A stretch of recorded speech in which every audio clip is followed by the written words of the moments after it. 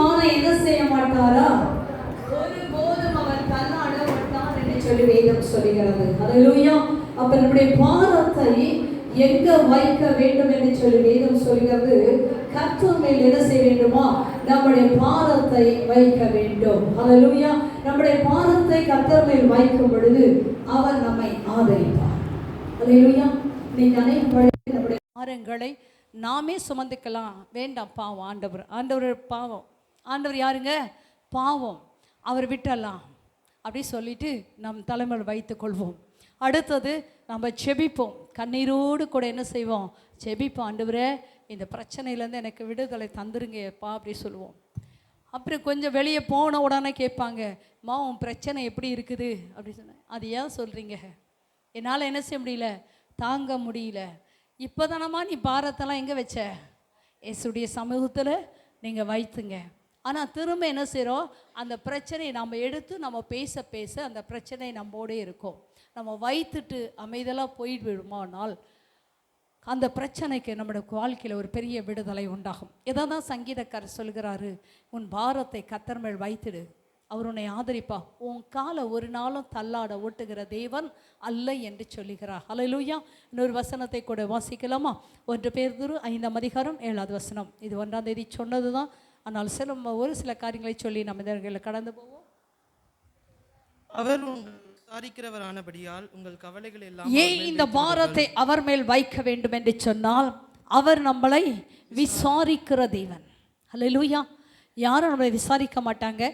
அவர் நம்மளை விசாரிக்கிறவரானபடினால நம்மளை என்ன செய்ய வேண்டுமா? நம்முடைய கவலைகள், இந்த பாரம் என்று சொல்லும் பொழுது கவலைகள், வருத்தங்கள், இதை என்ன செய்ய வேண்டுமா? அப்படியே தூக்கி ஆண்டவர் மேலே வைக்க வேண்டும். மத்தேயு எழுதின சுவிசேஷம் 11ஆம் அதிகாரம் 28வது வசனத்தை வாசிப்போம். மத்தேயு எழுதின சுவிசேஷம் 11ஆம் அதிகாரம் 28வது வசனம். வருத்தப்பட்டு பாரம் சுமக்கிறவர்களே, நீங்க எல்லாரும் எங்க வாங்க? என்னிடத்தில் வாருங்க. இப்ப யாரெல்லாம் பிரச்சனையோடு இருக்கிறீங்களோ எல்லாரும் எங்க போங்க? கர்த்தரிடத்துல போங்க, இயேசுவிடத்துல வாங்க. அவர் உங்களை என்ன செய்வாரா? பாரம் சுமக்கிறவர்கள் நீங்கள் எல்லாரும் என்னிடத்தில் வாருங்க, நான் என்ன செய்வேன்? உங்க பிரச்சனையை மாற்றுவேன். ஒரு இளைப்பாறுதல், காணப்படுகிற சஞ்சலங்கள், வருத்தங்கள், கண்ணீர்களை கர்த்தர் என்ன செய்வாரா? மாற்றுகிற தேவனாய் இருக்கிறார் என்று சொல்லி வேதம் சொல்லுகிறது. ஹல்லேலூயா. அப்ப நம்முடைய வாழ்க்கையில ஒரு பெரிய பிரச்சனைக்கு ஆண்டவர் ஒரு விடுதலையை தருகிற தேவனாய் இருக்கிறார். ஹல்லேலூயா. நம்முடைய கவலையெல்லாம் எங்கே சொல்ல வேண்டும்? அவரிடத்தில் சொல்ல வேண்டும் என்று வேதம் சொல்லுகிறது. இந்த சங்கீதக்காரனுடைய வாழ்க்கையில் நிறைய பிரச்சனைகளை என்ன செய்கிறாரு? எதிர்நோக்கி கொண்டு இருந்தார். ஒவ்வொரு நாளும் அவருடைய வாழ்க்கையில் பிரச்சனைகள் தான். அவருடைய பிரச்சனைகள் எவ்வளோ பெருசு இருந்ததுன்னு அவன் சொல்லுவா, என் தலைமயிரிலும் எப்படி இருக்கு அதிகமாக அந்த அவ்வளோ பிரச்சனைகளை இந்த சங்கீதக்காரனுடைய வாழ்க்கையில் அவர் சந்தித்து கொண்டே இருக்கிறார். ஹல்லேலூயா. இந்த சங்கீதத்துக்கு நேராக ஒரு சில காரியத்தை சொல்லி நம்ம இந்த வேளையில் நம்ம சொல்லுவோம். அந்த சங்கீதத்தை திருப்பிக் கொள்ளுங்க. 55வது சங்கீதத்தில்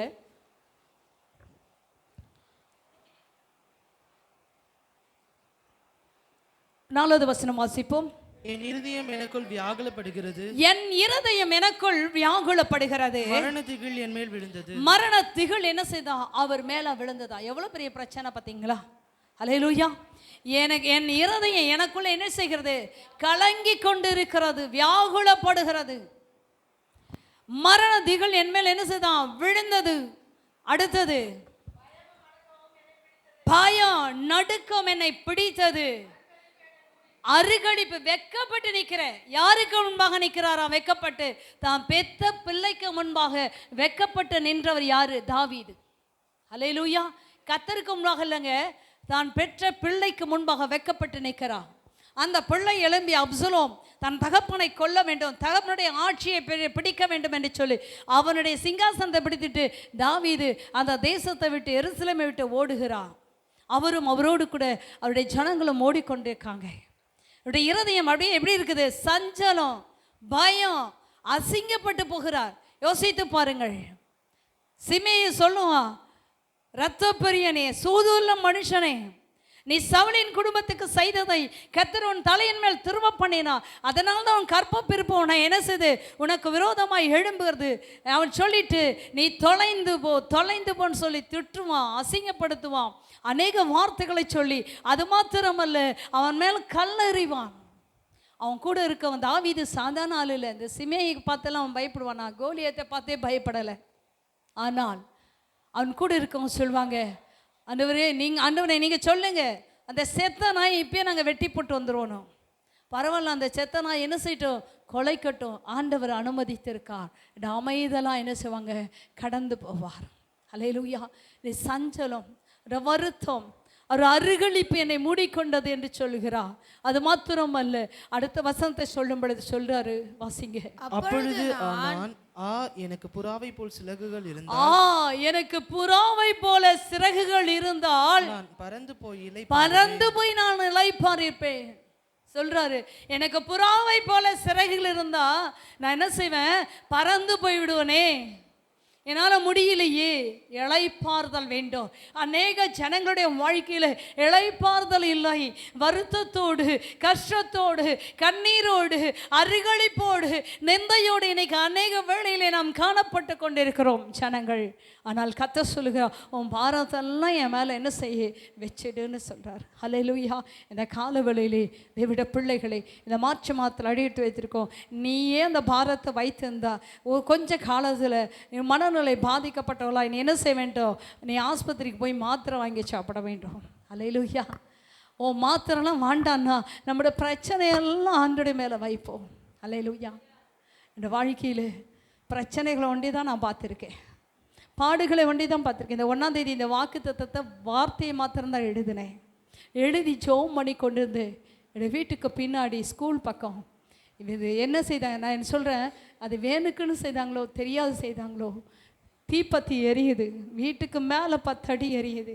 எனக்கு தெரியல, வீட்டுக்குள்ளே இருக்கு. எமியோட ஹவுஸ் ஓனர் பார்த்துட்டு சொல்லியிருக்காங்க. அவன் ரோஸ்லின் ஓடி வந்தா, கத்திக்கிட்டே ஓடி வந்த பின்னாடி தான் நான் போய் நின்று வீட்டை பார்த்த உடனே பயந்துட்டேன். அவ்வளோ வீடு எவ்வளோ பெருசு இருக்கு, அவ்வளோ பெருசு தீ எரிந்து கொண்டு இருக்கிறது. வீட்டுக்கு மேலே இருக்குது. வீட்டிலேருந்து எந்த பொருள் எடுக்க முடியும். பார்த்த உடனே எனக்கு முதுகு வழியில் துடிக்கிறேன். அப்படியே என்னால் அந்த இடத்த விட்டு நவர முடியாத துடிக்கிறேன். என் பாரத்தை கர்த்தர் மேலே வைன்னு வசனத்தை எடுத்துட்டு அன்னைக்கே எனக்கு ஒரு பெரிய சுமை. ஆனால் பெரிய ஒரு ஆபத்துலேருந்து வீட்டில் எந்த வீட்டு மேலேயும் என்ன செய்து குப்பைகள் கிடக்கு, பழுத கிடக்கு, எல்லாம் அதுவும் எரிஞ்சிருக்கு. ஆனால் பெருசாக எரிந்து எனக்கு சேதம் வராதபடி கர்த்தர் எங்கேருந்து பிள்ளைகள் வந்தாங்களோ தெரியாது, எல்லாரும் தண்ணி எடுத்து போய் ஓட்டு மேலே ஏறி அவ்வளோ தீயம் என்ன செய்தாங்க, அணைச்சாங்க. பார்த்தீங்கன்னா தெரியும், மரத்தெல்லாம் பசங்க வெட்டி போட்டிருக்காங்க. இன்னும் பச்சை மரம் கூட அப்படி எரிஞ்சிச்சு. அந்த ஸ்கூல் எச்எம் அவ்வளோ திமிராக சொல்கிறாரு, டஸ்டெல்லாம் இங்கே போட்டாங்க, அதனால் அவர் நாள் கொளுத்தி விட்டாராம். கொளுத்தி விடு. நான் இன்றைக்கி சொல்கிறேன் பாருங்க, கர்த்தர், நான் அபிஷேகம் பண்ணப்பட்டவ, அவன் என்னை தொட்டாலே போதும் அவன் கெட்டு போயிடுவான். அதான் நான் சொல்லுவேன், நான் என் கர்த்தருடைய அபிஷேகம் பெற்றவன். எனக்கு தீமை செய்ய வேண்டும் என்று ஒரு 1000 பேர் என்ன 10000 பேர் வந்தாலோ கர்த்தர், நான் அப்படியே நடுங்கி போய் நின்று எத்தனையோ பிள்ளைகள் வந்து உதவி செய்தார்கள். நினச்சேன் வீட்டுக்குள்ளே எவ்வளோ வச்சிருக்கேன் ஆண்டவரே, நான் என்ன செய்ய. ஆனால் ஆண்டவர் என்ன செய்தார், தீமைக்கு விலைக்கு பார்த்த ஒரே ஒன்று காரியம், எனக்கு ஆண்டவரை மாத்திரம் தெரியும். அவர்களோ எனக்கு தீமை செய்ய நினைத்தார்கள், என் தேவனோ எனக்கு நன்மை. நான் செய்ய வேண்டிய ஊழியம் நிறைய இருக்குது. நான் நினைச்சேன் போன வருஷத்துல நான் என்னுடைய உடல்நிலை சரியில்லை, நான் சீக்கிரம் செத்துருவேன், அதுக்குண்டான காரியங்களை நான் பண்ணிக்கொண்டே இருக்கிறேன் தெரியுமா. எனக்கு மரணம் ரொம்ப ஆசை, அவரோடு கூட நான் இருக்க போகிறேன். ஆனால் ஆண்டவர் சொல்லிக்க, இந்தந்த காரியத்தை நீ செய்யணும், இந்தந்த காரியத்தை செய்து முடிச்சு தான் என் ஜீவன் போகும் என்று சொல்லி. அல்லேலூயா. என்னுடைய விருப்பம் அல்ல, அவருடைய விருப்பம். இசை கொடுத்தா நான் ஆண்டோடைய வேலையை செய்வேன். ஒரு வேலை வெந்து போய் இருக்குமானால் இந்த தெருவில் நான் வெக்கப்பட்டிருப்பேன். ஆனால் என் ஆண்டவர் வெக்கப்படுத்தாதபடி என் உடைமைகளை கர்த்தர் பாதுகாத்தார். அல்லேலூயா. செய்யட்டும், இன்னும் கூட தீமை செய்யட்டும், ஆண்டவர் ஜீவன் உள்ள தேவன். அல்லேலூயா. கர்த்தர் வெக்கப்பட மாட்டான். நான் நினைப்பேன், எனக்கு கூட இந்த புறா மாதிரி சிறகுந்தான் எங்கேயாச்சும் கொஞ்சம் நேரம் போய் இருந்துட்டு வரலாமே நீ நினச்ச நாட்கள்லாம் உண்டு. ஆனால் ஒரே ஒரு நிமிஷம், ஒரு அரை மணி நேரம் கர்த்தருடைய சமூகத்தில் உட்காந்தா அவர் என்னை தேற்றுவார் பாருங்க, அவர் என்னை பலப்படுத்துவார் பாருங்க, என்னை தைரியப்படுத்துவார் பாருங்க. அந்த மாதிரி யாராலையும் செய்ய முடியவே முடியாது. இன்னைக்கு நிறைய பேருக்கு தெரியவில்லை, கர்த்தருடைய சமூகத்தை மாத்திரம் தேடவோ அவருடைய சமூகத்தில் விழுந்து கிடக்கோ நிறைய பேருக்கு தெரியல. பிரச்சனை வரும் பொழுதெல்லாம் ஆண்டுடைய சமூகத்தில் வந்து நீ அழுது பாருங்க, புலம்பி பாருங்க, கொஞ்ச நேரம் சொல்லிட்டு பேசாமல் ஏஞ்சி போயிடுங்க. அவர் உனக்கு ஆறுதலை தருவா. வருத்தப்பட்டு பாரம் சுமக்கிற எல்லாரும் என்கிட்ட வாங்க. நீ இந்துவா இருக்கலாம், முஸ்லீமா இருக்கலாம், கிறிஸ்துவர்களா இருக்கலாம், யாரா இருக்கலாம், ஆண்டுகிட்ட வரும் பொழுது உன் பிரச்சனைகளுக்கு போராட்டங்களுக்கு கர்த்தர் முடிவு தருகிற தேவனாய் இருக்கிறார். ஹல்லேலூயா. ஒரு கானானிய ஸ்திரீ வராங்க, மிகுந்த வருத்தத்தோடு வருகிறாங்க. என்ன சொல்றாங்க? என் பிள்ளை பிசாசினால் கொடிய வேதனைப்பட்டு கொண்டு இருக்கிறாள் ஆண்டவரே அப்படின்னு சொல்லி வரா. ஆண்டவரே ஆண்டவரே இறங்குங்க, பிள்ளையின் அப்பத்தை எடுத்து நாய்க்குட்டிகளுக்கு போடுவது நல்லதல்ல என்று சொல்லிட்டாரு. ஆனாலும் அந்த சகோதரி பின்னாடியே வராங்க, கெஞ்சிக்கிட்டே வராங்க. சீசர்கள் பார்க்குறாங்க, ஆண்டவரே அவர் ரொம்ப நேரம் கெஞ்சிட்டு வரா, ஏதாவது பதில் சொல்லுங்களே. அன்று திரும்பி பார்த்தா, அல்லேலூயா, என் ஆண்டவர் கேளாதவர் போல கூட சில சமயங்கள் இருக்கலாம். ஆனால் அவருடைய செவிகள் என்ன செய்யவில்லை, மந்தமாய் போகவில்லை. அவர் பார்த்து சொல்கிறாரு, ஓ சரி, பிள்ளையின் அப்பத்தை எடுத்து நாய்க்குட்டிக்கு பரவாயில்ல ஆண்டவரே, உங்கள் பிள்ளைங்க மேஜிலேருந்து திங்குற அந்த துணிக்கு அந்த நாய் தின்னுமே, அது எனக்கு தாங்களே. வருத்தத்தோடு வந்தா. இப்போ ஆண்டவர் சொல்றாரு, போ, உன் விசுவாசம் உன்னை ரட்சித்தது. இஸ்ரவேலருக்குள்ளும் இப்படிப்பட்ட விசுவாசத்தை நான் காணல, போ. வீட்டுக்கு போனா அவரோட பிள்ளை சுகமாக இருந்தாள். 100க்கு அதிபதி சொல்றான், வேலைக்காரன் என்ன செய்யறான், வியாதியா இருக்கிறான். ஒரு வார்த்தை சொல்லுங்க, உனக்கு ஒரு பிரச்சனைகளுக்கு ஒரே ஒரு விடிவு காலம் எங்கே இருக்குன்னா ஏசு வண்டி தாங்க. அவர்கிட்ட வரும் பொழுது நம்முடைய பாரத்தை அங்கே வைக்கும் பொழுது நம்முடைய வாழ்க்கையில் பாரங்களை நீக்கி, நம்முடைய வருத்தங்களை நீக்கி, நம்முடைய சஞ்சலங்களை நீக்கி, கண்ணீரை நீக்கி என் ஆண்டவர் ஒரு பெரிய விடுதலையை தருகிற தேவனாய் இருக்கிறார். பலனுள்ளவனுக்கு பலனற்றவனுக்கு உதவி செய்வது என் ஆண்டவருக்கு லேசான காரியம். பெரிய பர்வதமே நீ எம்மாத்திரம் செருபாபேலுக்கு முன்பாக நீ சமபூமியாவாய். அல்லேலூயா. கர்த்தர் மேல் உன் பாரத்தை வைத்து விடு, அவர் உன்னை ஆதரிப்பார். அவர் ஒரு நாள் என்ன செய்ய மாட்டாரா, உன்னை தள்ளாட ஒட்டார் என்று சொல்லி வேதம் சொல்லுகிறது. அல்லேலூயா. இதே சங்கீதக்காரர் 55வது சங்கீதம் 16வது வசனத்தை வாசிக்கலாமா? நானோ தேவனை நோக்கி கூப்பிடுவேன், அவர் என்னை ரட்சிப்பார். இவர் சும்மா சொல்லலைங்க, தன்னோட வாழ்க்கையில அனுபவப்படுத்தி சொல்லுகிறார், தன்னோட பிரச்சனைகளையும் சொல்லுகிறார், தன் பாரத்தையும் வைக்கிறேன்னு சொல்றாரு. அடுத்தத காரியத்தை மறுபடியும் வாசிங்கம்மா. 16.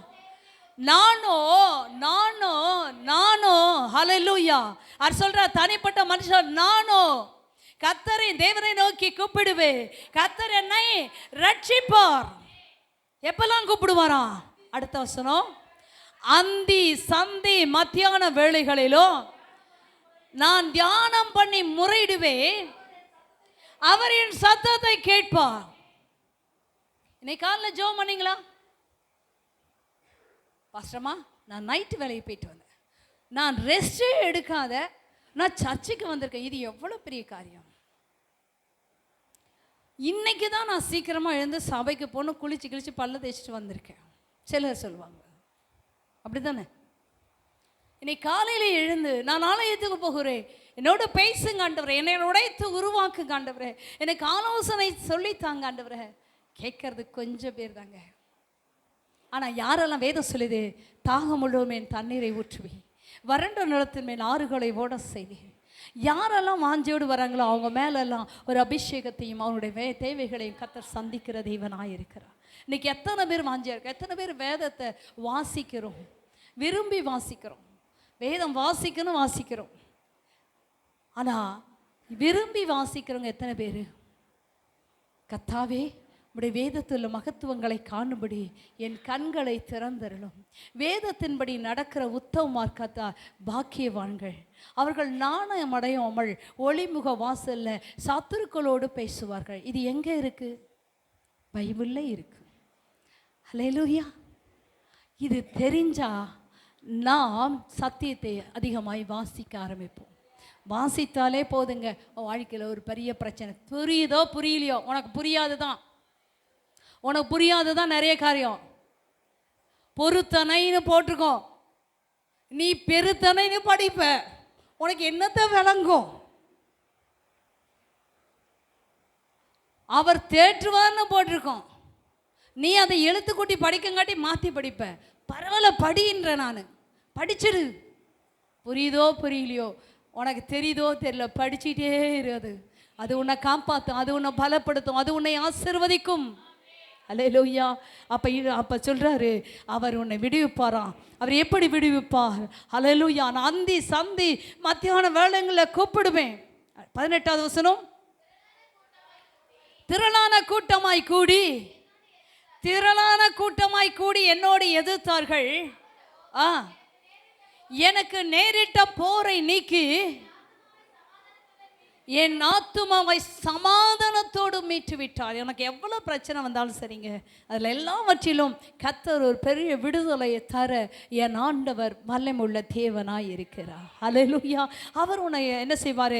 உன் வருத்தத்தையும் உன் பாரத்தையும் உன் கண்ணீரையும் காண்கிற தேவனாய் இருக்கா. ஆகர் வனாந்திரத்தில் போய் கண்ணீர் விடுகிறா. அல்லேலூயா. பிள்ளை சாவதை நான் பார்க்க முடியவில்லை என்று சொல்லி அவள் தூரமாக போய் உட்காந்து அழுகிறா. அந்த பிள்ளையும் அழுகுது. பிள்ளை அவனை குழந்தை இல்லை. அல்லேலூயா. பிரவீன் பையன் மாதிரி இல்லை, அது பெரிய பையன், வளர்ந்த பையன், 13 வயசு 14 வயசு பையன். குழந்தையின் பிள்ளையின் சத்தத்துக்கு கத்த செவி கொடுது. அந்த பிள்ளை அழுவுது, அம்மாவும் விட்டுட்டு ஓடிட்டு, எனக்கு தாகமாக இருக்கு, நான் செத்து போயிடுவனே.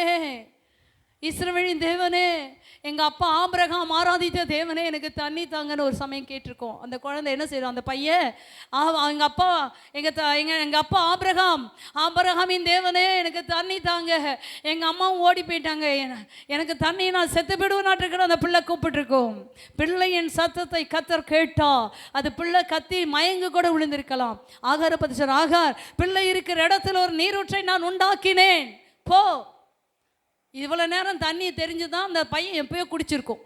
ஆனால் அந்த பையனுக்கும் தெரில, ஆகாருக்கும் தெரில, பிள்ளை இருந்த இடத்துல ஒரு காரியத்தை உண்டாக்குற, ஊற்றை உண்டாக்குற தேவன். இன்னைக்கு எத்தனை பேர் வருத்தத்தோடு பாரத்தோடு இருக்கிறீங்க? ஒரே ஒரு இடம் இருக்குது, அது இயேசுவின் சமூகம்.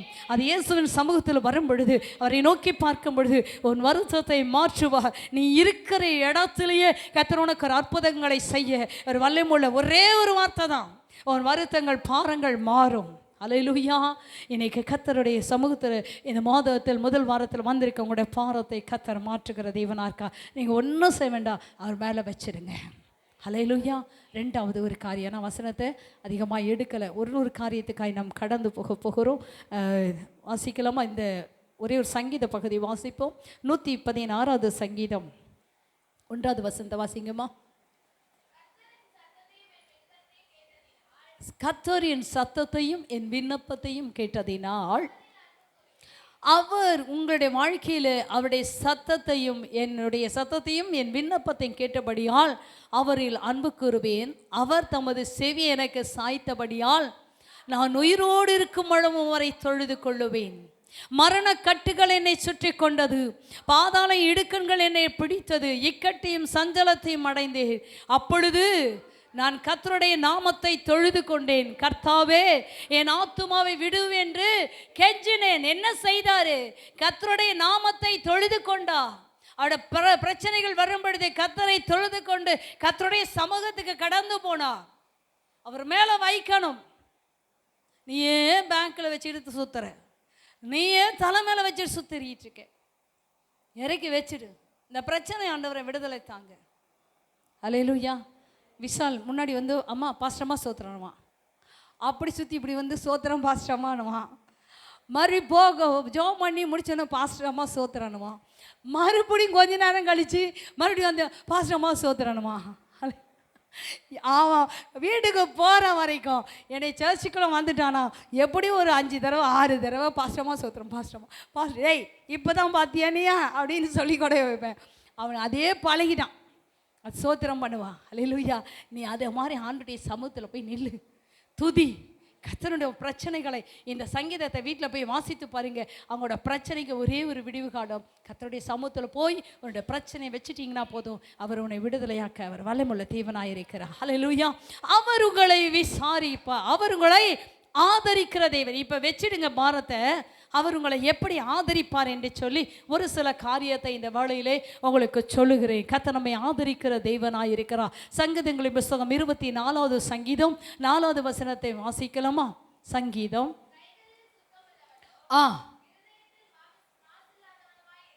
இல்லைம்மா, 54வது சங்கீதம் 4வது.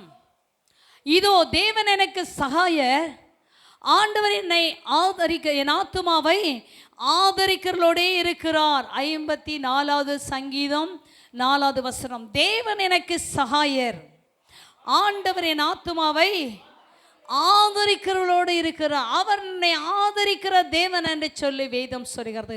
71வது சங்கீதம் 6வது வசனத்தை வாசிக்கலாமா? 71:6.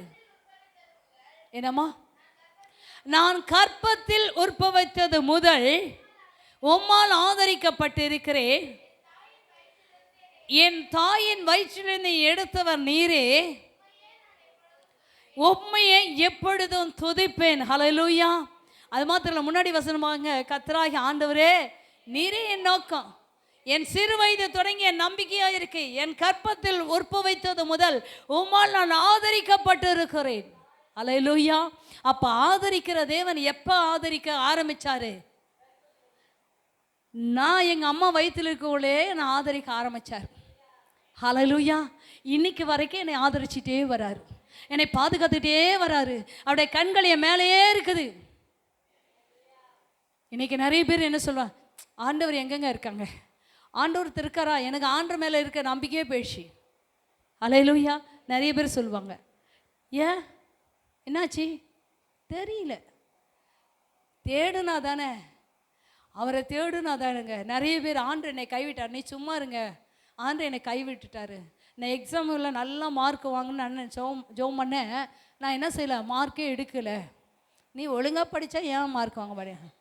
இந்த கொரோனா ஆளுங்கெல்லாம் பார்த்தீங்களா, அந்த நாட்டில் படித்தவங்கெல்லாம் காலேஜே போகாதபடி ஆன்லைன்லேயே எழுதி எல்லாம் என்ன செய்யிட்டாங்க, பாஸ் பண்ணிட்டாங்க. விசால் சொன்னால் இன்னொரு எக்ஸாம் அங்கே போய் எழுதணும் பாஸ்டம்மா, நான் எழுதி இதில் நல்ல மார்க் எடுத்துட்டேன் அப்படின்னு பயந்தான். அவன் பயந்த மாதிரியே மறுபடியும் எக்ஸாம் தான் எழுதுனான், அதில் எழுதி முடிச்சிட்டாங்க. யோசித்து பாருங்க, நிறைய பேர் பயந்துகிட்டே இருப்பாங்க. அப்படிலாம் இல்லைங்க, நாமெல்லாம் கர்த்தருக்குள்ள ஒரு யூதராஜ சிங்கத்தின் பிள்ளைகள், நம்மளால் மேற்கொள்ள முடியும். ஹல்லேலூயா.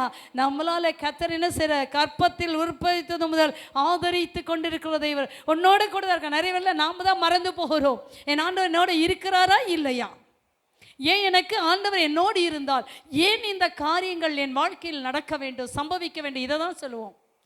நீ நல்லா இருக்கிறியா, உன் விசுவாசம் எப்படின்னு சோதிக்க தான் சில வேலைகளில் எத்தனை பிரச்சனைகளையும் அனுமதிக்கிறார். ஹல்லேலூயா. யோபுக்கு பிரச்சனை வந்தது, ஆண்டவர்கிட்ட போய் பிசாசு பர்மிஷன் கேட்டு வரான், நான் உங்களை தொடுவேன். ஒன்றா தொட்டு அவன் எவ்வளோ தொடுறான், ஆனாலும் கர்த்தர் அவரை ஆதரிக்கிற தேவனாக இருந்தபடினால சத்து நிஷத்துக்கு அவனை ஒப்பு கொடுக்கவே இல்லை, இன்னைக்கும் உங்களை ஒப்பு கொடுக்க மாட்டார். ஹல்லேலூயா. கற்பத்திலேயே உங்களை ஆதரிக்க தொடங்கிட்டாரு. அவர் சொல்கிறாரு, உன் ஆயுள் நாள் முழுவதும் உன்னையோடு இருப்பாரா. ஹல்லேலூயா. அந்த தேவன் என்னென்னைக்குள்ள சதாக்கால் நம்முடைய தேவன் மரண பரியந்த நடத்துவார். எங்கே தொடங்கினார் எங்கே முடிப்பார்னு பார்த்துங்க, அவர் உன்னை ஆதரிக்கிற தேவன். அடுத்து 119வது சங்கீதம் 116வது வசனத்தை வாசிப்போம். 119:16 116. என்னங்க, நான் பிழைத்திருப்பதற்கு உம்முடைய வார்த்தையின்படியா என்னை ஆதரித்தருளோ. அவங்களுக்கு தெரிஞ்சது, நான் பிழைக்கணும்னா அவர் என்ன செய்ய வேண்டும், என்னை ஆதரித்தால் தான் நான் பிழைக்க முடியும். ஹல்லேலூயா. மறுபடியும் வாசிட்டோமா, நான் பிழைச்சிருப்பதற்கு உம்முடைய வார்த்தையின்படி என்னை ஆதரித்தருளோ. ஒரு நாளும் உன்னை வெக்கத்துக்கு உட்படுத்த மாட்டான். ஹல்லேலூயா. நான் பிழைத்திருக்க, ஒரு கற்பத்தில் ஆதரிக்க தொடங்கிட்டார். இந்த மனுஷன் சொல்றாரு, நான் பிழைத்திருப்பதுக்கு உம்முடைய வார்த்தையின்படியா என்னை ஆதரித்தருடுங்க ஆண்டவரே. ஹல்லேலூயா. ஆதரித்துருவா, அவர் ஆதரிக்கிற. ஒரு நாள் உன்னை வெக்கப்பட விட்டா, டேய் அது அங்கே மேலே ஒயர் சொல்லி கொஞ்சம் தள்ளி உட்காருங்க. சரி. அடுத்து 146வது சங்கீதம் 9வது வசனம். 146:9.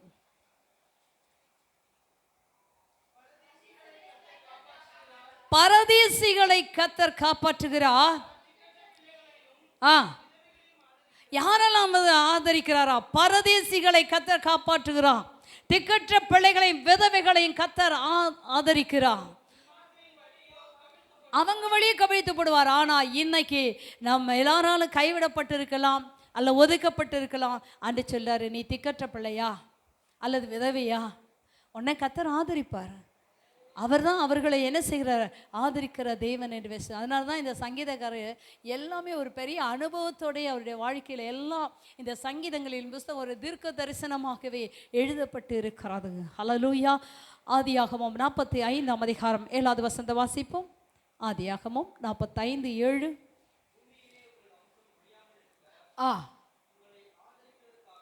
பூமியிலே நீங்க என்ன செய்ய வேண்டும்? ஒளிந்து போகாதுமா? பூமியிலே உங்கள் வம்சம் ஒளியாமல் இருக்க உங்களை ஆதரிக்கிறதற்காகவும் பெரிய ரட்சிப்பினால் உங்களை உயிரோடே காப்பதற்காகவும். இங்க யோசேப்பு சொல்லுகிறாரு, நீங்க என்ன செய்ய வேண்டுமா? பூமியிலே உங்கள் வம்சங்கள் ஒளிந்து போகக்கூடாது. ஆதரிக்கிற தேவன் எப்படிப்பட்டவராக இருக்கிறார் பாருங்க. இந்த யோசேப்பு அழகாய் சொல்லுகிறார். யாரை பார்த்து சொல்றாரு? யாக்கோப்பு அவருடைய சகோதரர்களை பார்த்து சொல்லுகிற ஒரு காரியம். யாக்கோப்புடைய மகன் யோசேப்பு இப்படி என்ன செய்றாரு? அவங்களுடைய சகோதரர்கள் எகிப்திற்கு தானியத்தை கொள்ளும்படி வரும் பொழுது தன்னை அவர்களுக்கு வெளிப்படுத்தின பின்பாக இந்த யோசேப்பு அவருடைய சொல்றாங்க, பூமியிலே உங்கள் வம்சங்கள் என்ன செய்யக்கூடாது? ஒளிந்து போகக்கூடாது என்பதற்காக என்ன செய்ய வேண்டுமா? உங்களை ஆதரிப்பதற்காக, உங்களை என்ன செய்ய, உங்க பெரிய ரட்சிப்பினால் உங்களை உயிரோடே காப்பதற்காக தேவனே உங்களுக்கு முன்பாகவே என்ன செய்தாரா?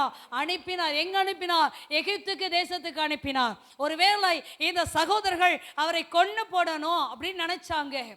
ஆனா கர்த்தர் விடல. இஸ்மவேலை கையில வித்த போட்டாங்க.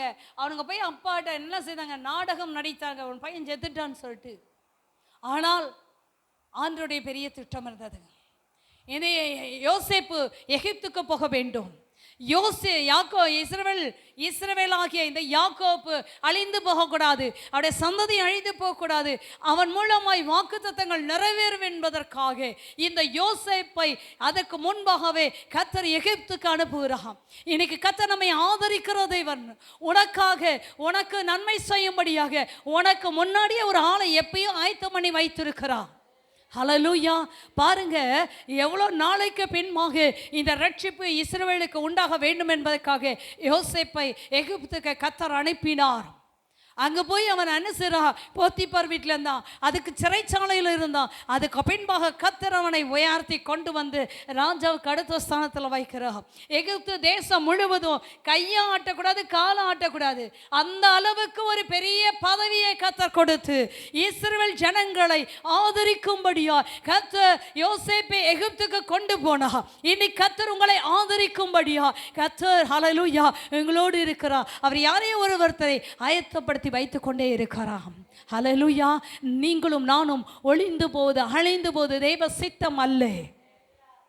இவ்வளோ பெரிய தேவனை ஆராதிக்கிற நாம் நம்முடைய பாரத்தை தூக்கி நம்ம தாளமேல வைத்துக்கொண்டே சுற்றி கொண்டே இருக்கிறோம்.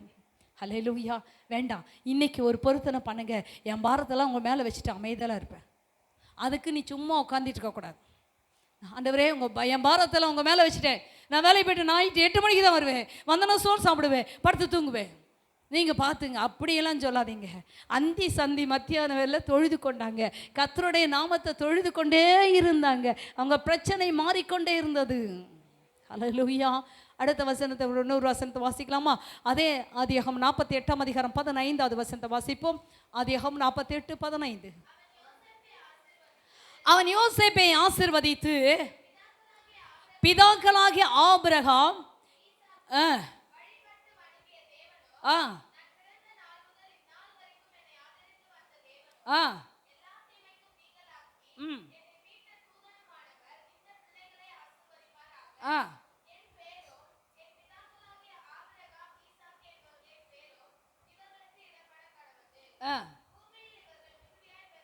இந்த யோசேப்புடைய பிள்ளைகளை பார்த்து இந்த ஆபிரகாம் இந்த இஸ்ரவேல் சொல்ற யாக்கோப்பு சொல்லுகிறார். என்ன சொல்றாரு? யோசேப்பை ஆசீர்வதிக்கிறார். பின்பு பிதாவாகிய ஆபிரகாமும் ஈசாக்கும் வழிபட்டு வணங்கி வந்த தேவனும், நான் பிறந்த நாள் முதல் இந்நாள் வரை என்னை ஆதரித்து வந்த தேவனும். ஹல்லேலூயா. அப்ப அந்த ஆதரித்து வந்த தேவ இந்த பிள்ளைகளையும் என்ன செய்யணும்? யோசேப்புடைய பிள்ளைகளையும் ஆசீர்வாதமாக இருக்க வேண்டும் என்று சொல்றார். அப்ப இஸ்ரவேல் பிறந்த நாள் முதல் அவனை ஆதரித்து கொண்டே வருகிறார். அவனை கடைசி வரைக்கும் ஆசரிக்க வேண்டும். அவருடைய சந்ததிகளும் ஒழிந்து போகக்கூடாதுன்னு தான் யோசேப்பை முன்னாடியே என்ன செய்தாரு? கர்த்தர் எகிப்துக்கு அனுப்ப. நமக்கு தெரியாது ஏன் இந்த பிரச்சனை வருது, ஏன் இந்த போராட்டம் வருது, ஏன் இந்த கஷ்டத்தை அனுமதிக்க சில வேளைகளை நாம் தவித்து கொண்டிருக்கிறோம். இல்லை, நீ அந்த பிரச்சனைகள் மத்தியில் அமர்ந்திருந்து அவரே தேவன் என்று அறியும்படி நீங்கள் அமர்ந்துருங்க, அவரை தொழுது கொள்ளுங்க. கர்த்தருடைய வாழ்க்கையில் அவர் உங்களை எப்படியெல்லாம் ஆதரிக்கிறவர், உங்களை விடுதலை ஆக்குறார் என்பதை நீங்க அறிய முடியும். நீங்க சாட்சியாய் நிற்க முடியும். ஹல்லேலூயா. எனக்கு நிறைய பேருக்கு தெரியலங்க, தெரியணும், கற்றுக்கொள்ள வேண்டும். லூக்கா எழுதின சுவிசேஷம் 1ஆம் அதிகாரம் 55வது வசனத்தை வாசிப்போம். லூக்கா எழுதின சுவிசேஷம் 1ஆம் அதிகாரம் 55வது வசனம்.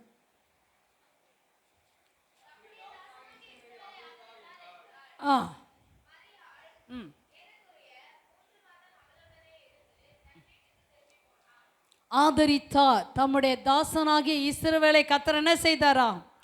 அவர் ஆதரிக்கிற தேவனாயிருக்கிறார். ஹல்லேலூயா. வாசிக்க, நம்முடைய தாசனாகிய இஸ்ரவேலை கர்த்தர் ஆதரித்தாள் என்றாள். ஹல்லேலூயா. அப்ப இஸ்ரவேலை கர்த்தர் இந்நாள் வரைக்கும் ஆதரித்து கொண்டே வருகிறார். இஸ்ரவேலுடைய பேரை வைத்திருக்க அவருடைய சந்ததிகளை ஆதரித்து கொண்டே வந்து கொண்டிருக்கிறார். ஹல்லேலூயா. அவர் நேற்றும் இன்றும் என்றும் மாறாதவர். அன்னைக்கு சொன்ன அதே தேவன் இன்னைக்கு வாழ்கிற இஸ்ரவேல் தேசத்தில் இருக்க அந்த யூதர்களை, அந்த பிள்ளைகளை இன்னைக்கு வரைக்கும் ஆதரித்து வந்து கொண்டே இருக்கிறார். கர்த்தர் உங்களை ஆதரிக்கிற தேவன். அப்போஸ்தலர் நிருபம் 13ஆம் அதிகாரம் 18வது வசனத்தை வாசிப்போம். அப்போஸ்தலர் 13:18. 40 வருஷ காலமாய் எங்கெங்க ஆதரித்தாரா? வனாந்திரத்தில் வச்சு கர்த்தர் உன்னை ஆதரித்து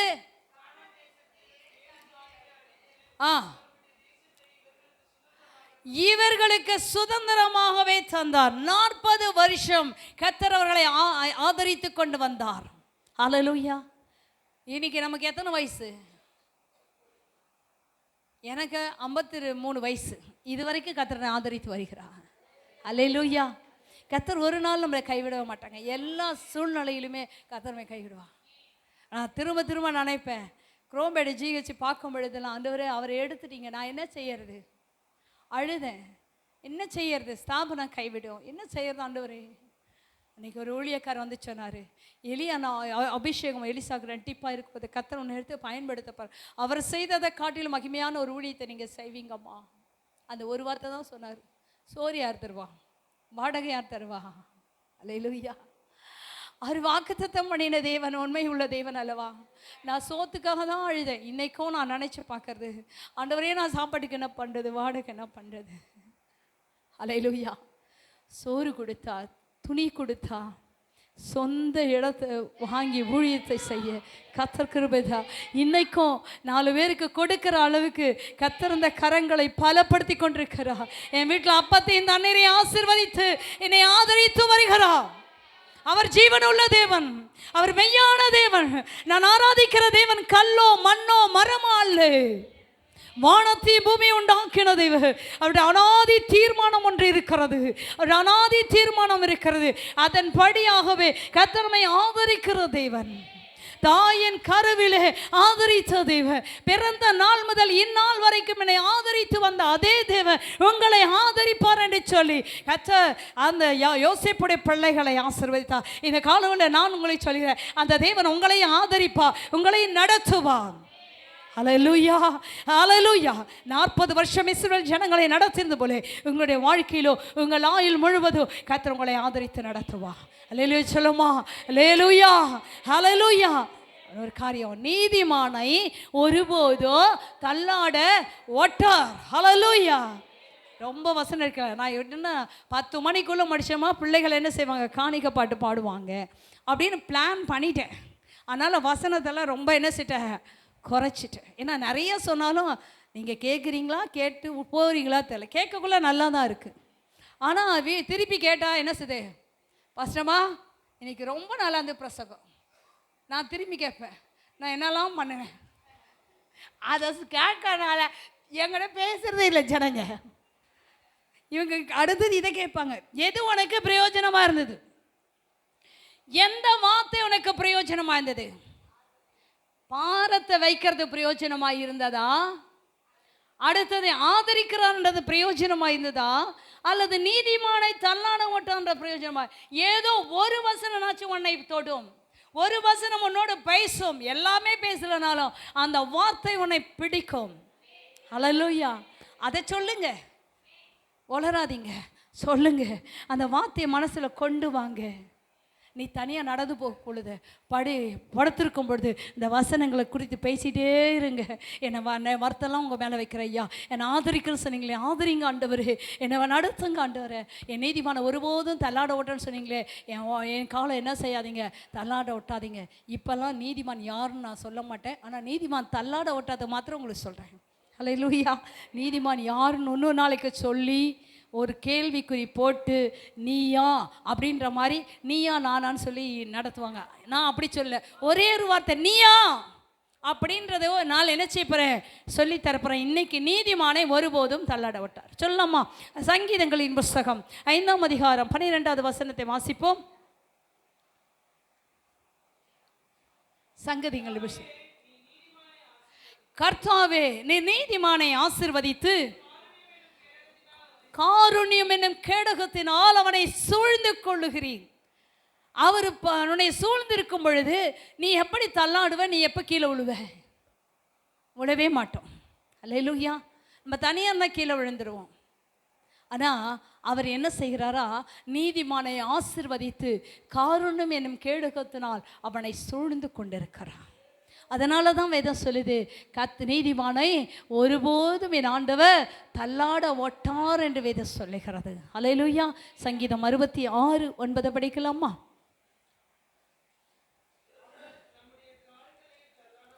நம்முடைய கால்களை தள்ளாட ஒட்டாமல் பாருங்க, அவன் நம்முடைய கால்களை ஒருபோது என்ன செய்ய மாட்டாரா, தள்ளாட ஒட்ட மாட்டார். ஹல்லேலூயா. நம்முடைய ஆத்துமாவை உயிரோடு வைப்பார். அநேக நம்மளை கொல்லணும்னு நினச்சா கூட கொல்ல விட மாட்டா.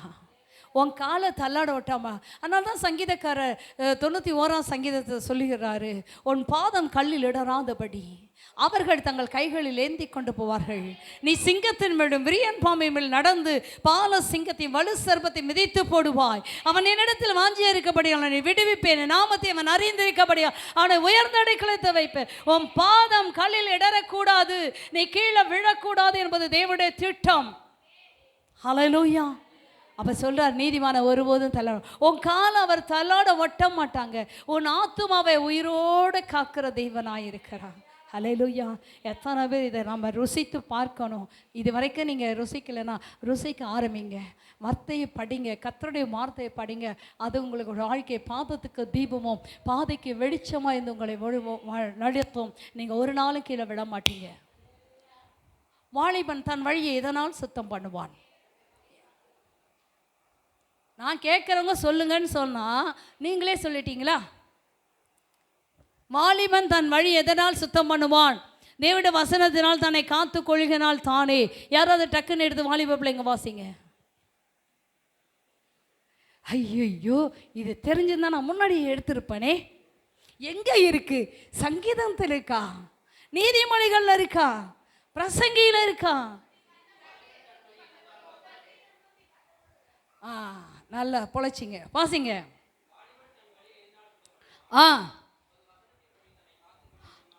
ஓ நீதிமானை ஒருபோதும் தள்ளாட ஒட்டார். வாலிப பிள்ளைகளே, நீ இடறி விழாது இருக்க வேண்டுமானால் நீ என்ன செய்ய வேண்டும்? படிங்கம்மா, அதே வசனத்தை தான்மா படிங்க. வழியை சுத்தம் பண்ணணும். வழியை சுத்தம் பண்ணலன்னா நீ என்ன செய்வ? கீழே விழுந்துடுவ. எடறி விழுற வயசு எதுதான்? வாலிப வயசு. ஒரு 20 வயசு 18 வயசு 20 வயசு மேலே போச்சுன்னா அது கொஞ்சம் ஸ்டடி ஆகிடும். இது தப்பு இது ரைட்டுன்றது அது சுதாரிச்சுக்கும். இந்த 13 வயசுல இருந்து இந்த 18 வயசு இருக்குது பாரு, இது பயங்கர கோளாறு பிடிச்ச வயசு. இதை அடக்கவே முடியாது, அடக்க முடியாது. ஆனால் இது இந்த வயசில் கர்த்தருடைய வேதத்தை நீதிமான் ஒருபோதும் தள்ளாட விட்டான். வாலிப பிள்ளைகளே, உன் வழியை சுத்தம் பண்ணுங்க.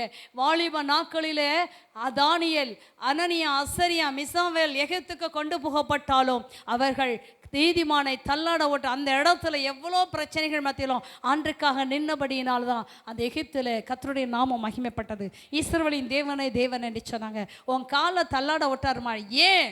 வசனத்தை படிங்க, வசனத்தை கேளுங்க, வசனத்துக்கு செவி கொடுங்க, வசனத்தின்படி நடங்க. உன் காலை ஒருபோதும் தள்ளாட விட்டார். ஹல்லேலூயா. எதுக்குங்க கன்னி பெண்கள் சொல்றாங்க? ஹல்லேலூயா.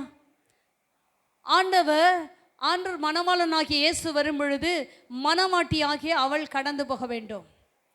அந்த மணவாளனுக்கு பிரியமான ஒரு மணவாட்டியாய் கடந்து போனாதான் அந்த மணவாளனாகிய இயேசு ஏற்றுக்கொள்வார். புரியுதுங்களா? அந்த வசனம் நீதிமானை ஒருபோதும் தள்ளாட விட்டார். நீதிமான் நீங்கள் பெரியவங்கள்லாம் ஒரு அளவுக்கு புரிஞ்சுக்கொள்ளுங்க. வாலிப பிள்ளைகளே, நீங்கள் புரிஞ்சுக்கொள்ளணுன்றதான். நீ என்ன வேணால் சொல்லி பாரு பாஸ்டம்மா, எனக்கும் அது தெரியும். எங்கே அடிக்கிறீங்க, யாரை குத்துறீங்க, யாரை கழுவி ஊற்றுறீங்க, அது அவங்களுக்கு நல்லா தெளிவாக தெரியும். ஆனால் ஏன் சபை விசுவாசியை போல யாருமே இருக்க வேணாம், அவ்வளோ தெளிவாக இருப்பாங்க. ஆனால்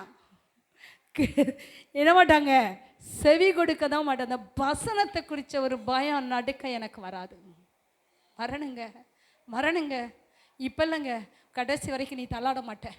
உன் வாலிபமும் நல்லா இருக்கும், உன்னோட பின்னாடி முதுமையும் உன் வாழ்க்கையில் நல்லா இருக்கும். ஹல்லேலூயா. ஒருத்தர் 2 பேரை நாங்கள் எங்கள் அனுபவத்தில் பார்க்கல, சொல்லுகிறோம். வேத வசனத்தோடு அனுபவத்தை சொல்லுகிறோம். கர்த்தர் உங்களை ஆசீர்வதிப்பாராக. இன்னொரு வசனத்தை வாசிக்கலாமா? 121வது சங்கீதம் 3வது வசனம்.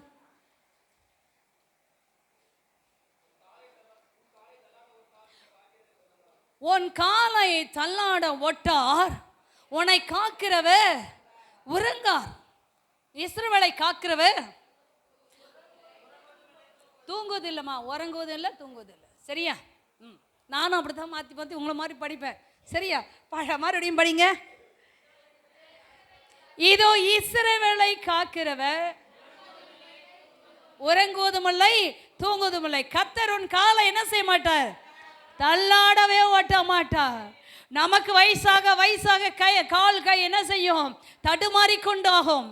ஆனாலும் என் ஆண்டவர் சொல்றாரு, தளர்ந்த கைகளையும் தள்ளாடுகிற முழங்காலையும் அவர் பலப்படுத்துவார்.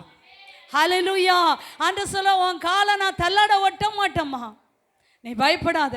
ஏசப்பா என் கையை பிடிச்சிக்கிங்க, இயேசுவோடு நான் நடப்பேன் அப்படின்னு பாட்டெல்லாம் இருக்குது. ஆனால் பாட்டெல்லாம் நல்லா தான் இருக்கும், பாட்டெல்லாம் நல்லா தான் பாடுவாங்க. ஆனால் வாழ்க்கையில் இருக்கா அப்படின்னா இருக்காது.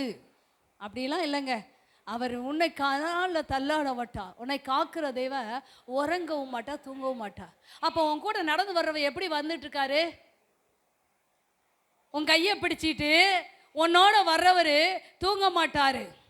இன்னைக்கெல்லாம் 4 சோத்திரம் பண்ணி 2 பாட்டு பாடி முடிச்ச உடனே டயர்டாகி தூங்கிடுவோம். நம்ம ஒரு 10 நிமிஷம் ஆச்சோம் ரெஸ்ட் எடுத்துட்டு மறுபடியும் அந்த ப்ரேயர் தொடருவோம், அதானே? ஆனால் ஆண்டவர் அப்படி அல்ல. அவர் தூங்கிட்டான்னா நம்ம கதியே அவ்வளோதான். அதனால் அவர் உறங்கவும் மாட்டார், தூங்கவும் மாட்டார் உன் காலை. அப்போ நீ எங்கெல்லாம் போயிட்டுருக்கியோ அங்கெல்லாம் உன் கூடயே வந்துட்டுருக்காரு. நைட்டு வேலைக்கு போனாலும் வராரு, பகல் வேலைக்கு போனாலும் வராது, செகண்ட் ஷிஃப்ட் போனாலும் வராரு. அவர் எப்போயும் வந்துக்கிட்டே இருக்கார். எதுக்காக? உன் காலை தள்ளாட ஓட்டக்கூடாது. பாத்ரூம் பெரியா அவன் கூட வருவார். ஹல்லேலூயா.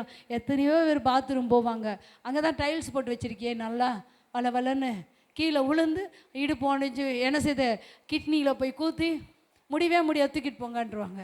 அல்ல, அவர் கூட வந்து கூப்பிடு, அவர் வந்துகிட்டே இருப்பார். நான் விழுவேன் ஆனால் தூக்கிவோம். நான் இன்றைக்கி விழுந்தேன், போயிட்டே இருந்தேன், நல்லா தான் போனேன், கண்ணு கீழே வச்சு தான் போனேன், மாலில் விழுந்தேன். ஐயோ ஆண்டவரே, வயிறு 2 ஆப்ரேஷன் பண்ணது என்ன ஆச்சோ, எழுந்திரிக்கவும் முடியல எனக்கு. எவனா தூக்கணும். ஒரு ஆள் வந்து கேட்க, அம்மா என்னம்மா ஆச்சு? நான் விழுந்துட்டேன், தெரியல அவனுக்கு, விழுந்துட்டேன். அம்மா ஹெல்ப் பண்ணிட்டான்னு கேட்கல, அப்படியான்னு போயிட்டான் அவன் மாட்டுக்கான். நானே விழுந்து மெதுவாக ஏஞ்சி உக்காந்து நடந்தேன். ஹல்லேலூயா. ஒரு வாரம் வயிறு வலி, கை வலி, கால் வலி. ஆண்டவர் பார்க்குறார். எனக்கு அந்த சூழ்நிலையில் எனக்கு எந்த பிரச்சனையும் வராதபடி காத்தா. ஹல்லேலூயா. அவர் விழுவாங்க, ஆனால் நான் எனத்துக்குவாங்க. நீதிமான் 7 முறை விழுந்தாலும் எழுந்திருப்பா. நீதிமான ஒருபோதும் தள்ளாடான். ஏன் 7 முறை விழுந்தாம ஏந்திரிக்கான்? அவனுக்கு உணர்வு இருக்கு, வசனத்தை குறித்து ஒரு தெளிவு இருக்குது. ஐயோ நான் விழுந்துட்டேன், நான் எழுந்திருக்கணும்னு சொல்லி அவன் எழுந்திருப்பா.